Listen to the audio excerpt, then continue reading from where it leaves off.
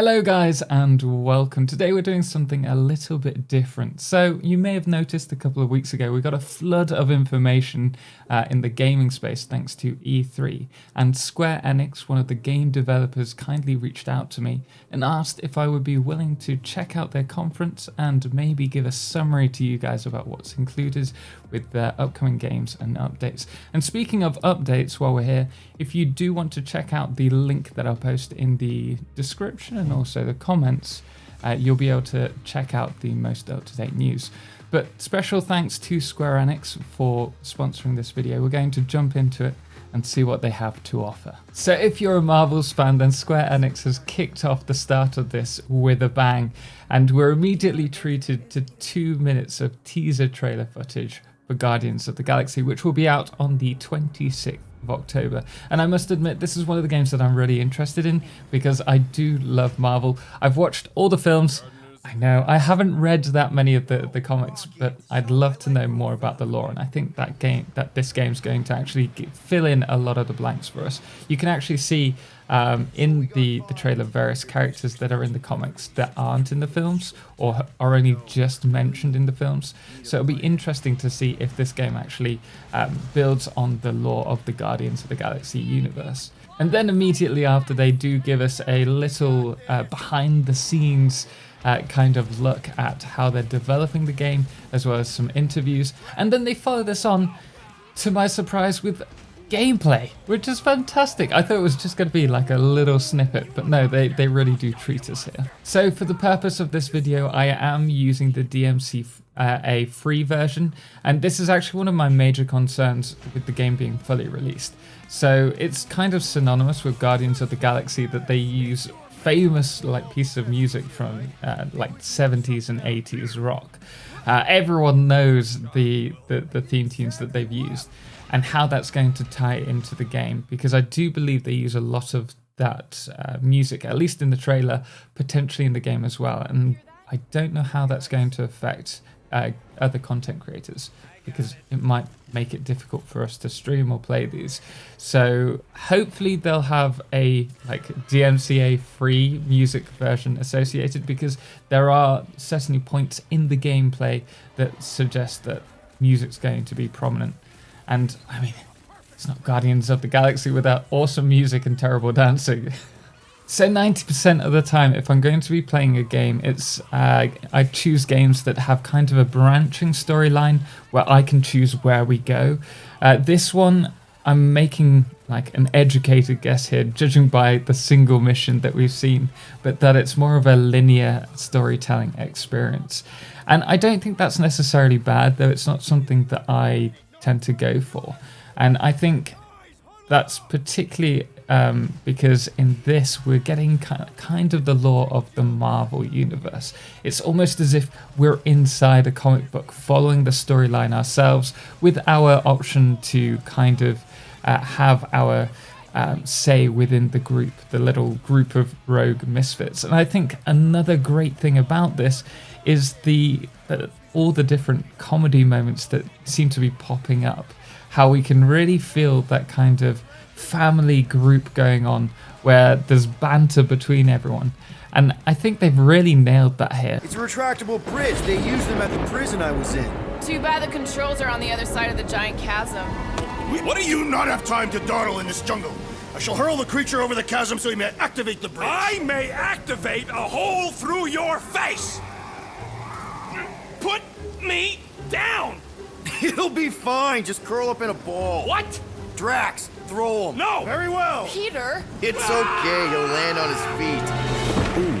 I guess that only applies to cats. So we see this gameplay folding out, and then we actually get a little taste of what the combat's going to be like. And I must admit, I'm not that interested in the combat these days. This one looks like it's kind of average in terms of the combat, but at the same time, it is nice that they have this kind of option to call your friends to do the odd special move and kind of use them to your advantage while everyone's fighting amongst themselves, but it's not something that I'm particularly like excited for. For me, it's very much the lore of the game, the story that's going to be unraveled in front of us, and probably the opportunity to see some really bad characters that I don't actually know exist in the universe, or potentially getting to know other characters that are part of the Guardians of the Galaxy that I don't know. So summing up Guardians of the Galaxy, I must admit it's pretty cool. I'm excited to get my hands on it. I really like that they're focusing in on the party relationship and the little banter between, and also that we have the option to kind of choose various characters to do something. And I'm more interested on how that's going to affect the gameplay if you make these decisions, whether they have kind of a knock-on effect. I must admit that from what I've seen of the combat, I am left wanting more, but I don't really play games for combat. It's more the storyline. And I must say the actual the game, the atmosphere, the environment looks really cool, stunning, and very vibrant, beautiful. What I imagine to see if I was actually in a Marvel movie, for example. So I am really excited for that, and I'm really excited to see how deep the storyline goes, if it is linear, or if it does end up branching, from what we can tell, where it's going to go, how far will it branch out. So yeah, I'm pretty excited for that one. Up next, Earth's mightiest heroes continue their fight to defend the world in Marvel's Avengers. The team at Crystal Dynamics is excited to share the latest updates with you, including new mission types and a growing roster of heroes. After Guardians of the Galaxy, we have another Marvel's game, so Marvel's Avengers, and this one's been out for a while, I do believe, so it's just continuing with the updates. One thing that I found, like I've always fantasized about, don't tell anyone, is actually being one of those superheroes and living that kind of life of having this power. Don't we all do we all want, is this just weird? Just me? Maybe I should play the game and actually be my own superhero, and that way I don't have to like fantasize about it now. Oh dear, I've said too much. But Marvel Avengers, there are 3 updates coming on, so 3 DLCs. We have Cosmic Cube, Wasteland Patrol, and also War for Wakanda, and this is going to bring new game missions, NPCs, and from what I understand, another game mode, I think. And I really like War of Wakanda. From what we've seen of it, it's a full expansion, and it seems to add a lot to the game, but it feels like the movie. I want to check it out.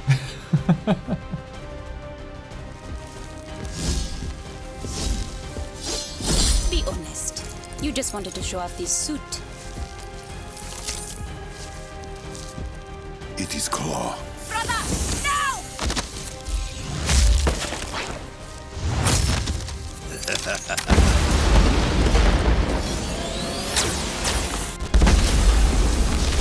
Vibranium doesn't belong to you! You are right.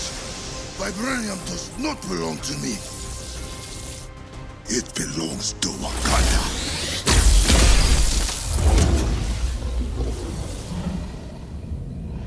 Next up, we have a section dedicated to mobile gaming, and they start off with this really cool like freeze frame teaser trailer of Hitman Sniper the Shadows, where you can kind of see all the like pandemonium going on during a little sniping spree of the snipers. And I must admit, I love sniping games, always have done, always will, so this is something that I definitely check out once I get a new phone, because I can't play anything on my current phone. It's absolutely terrible. That being said, there were also 3 other mobile phone games mentioned. There's Nier Reincarnation, which is part of the Nier kind of franchise world series, which is actually really quite popular. I haven't played them myself. There's also Final Fantasy Brave Exvius, and also Final Fantasy The Brave Warrior as well. So some pretty cool stuff, especially if you enjoy Final Fantasy. We then have Babylon's Fall, which is a game that's been in development for a while, and it's a co-op RPG. And I really love the character voices. They really seem pretty fun. It's a hack and slash adventure that leads us up through several levels, I think, or like never-ending levels of like dungeons to fight through. And this follows on with another little interview behind the scenes by the developers. And also, should you wish to know more about this, there is the long-form version of the interview available. Again, just check that link so that you can see what it's about. We then have one of the most famous games from Square Enix, not Final Fantasy or Tomb Raider. They're arguably the biggest games that have come from Square Enix. But Life is Strange, and it starts off with Life is Strange 1 and 2, the remastered versions, and then they go on to talk about Life is Strange 3, which is True Colors. And I must admit, this is something that I'm really passionate about. There are few games in the industry that really change things considerably. The whole concept of Life is Strange is that you follow this storytelling adventure, and your character has a superpower that's able to turn back, rewind time, a bit like the butterfly effect, I guess you could say, and so that you can actually make different decisions based on what you know in the future. And it's like this cycle of going back and then going forwards again. And I love that. And one thing that I always find when I play games, doesn't matter if they're story quite linear storyline or branching out over a huge story line, is that I always want to try out all the different storylines, story progressions, and seeing where I end up. And it's quite difficult to, because you end up having to either restart the game and doing a whole different character, or you have to constantly be loading up a save again. Whereas Life is Strange has made that part of the game. You can make those choices and you can go back on them. And that's what I love about this. And Life is Strange 2 is pretty much the same. It just builds on what was great about Life is Strange 1. Life of Strange? What? Life is Strange 3, or True Colors, it changes it slightly. And this is something that I kind of just wows me, really makes me think, how are they doing this?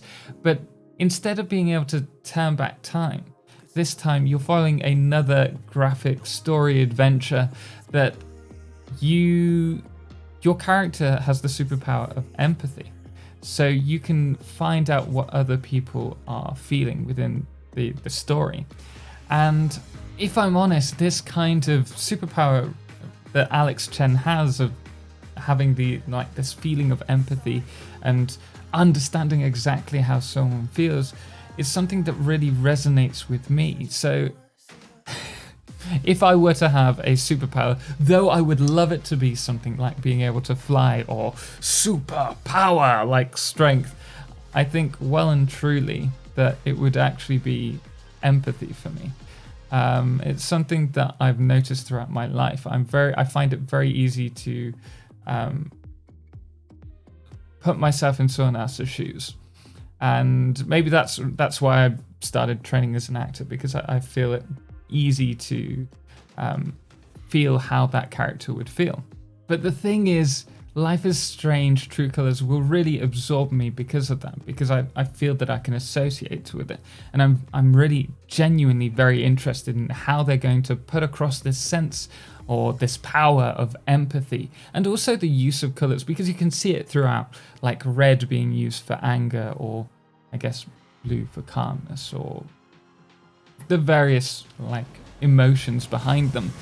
But it's a truly unique concept. I haven't seen anything else like this in a game. And so I'm really interested to see how this is going to be put across, how the game's going to turn out because of it. Finishing off the conference, Square Enix brings another game to the table, which is Stranger of Paradise, which is part of the Final Fantasy series, Chronicles, I guess, franchise. Speaking of Chronicles, I'll get to that in a moment. It looks like it's a hack and slash, which puts you on a path to search out and destroy chaos. And one thing that's always held me back with Final Fantasy is just that there are so many Final Fantasy games that I feel that I need to play them all in sequence in order to get an understanding of the game. But I really don't think that's the case. A lot of people have told me that you can just pick it up at the game, and though they're part of the same world, they're not the same storyline.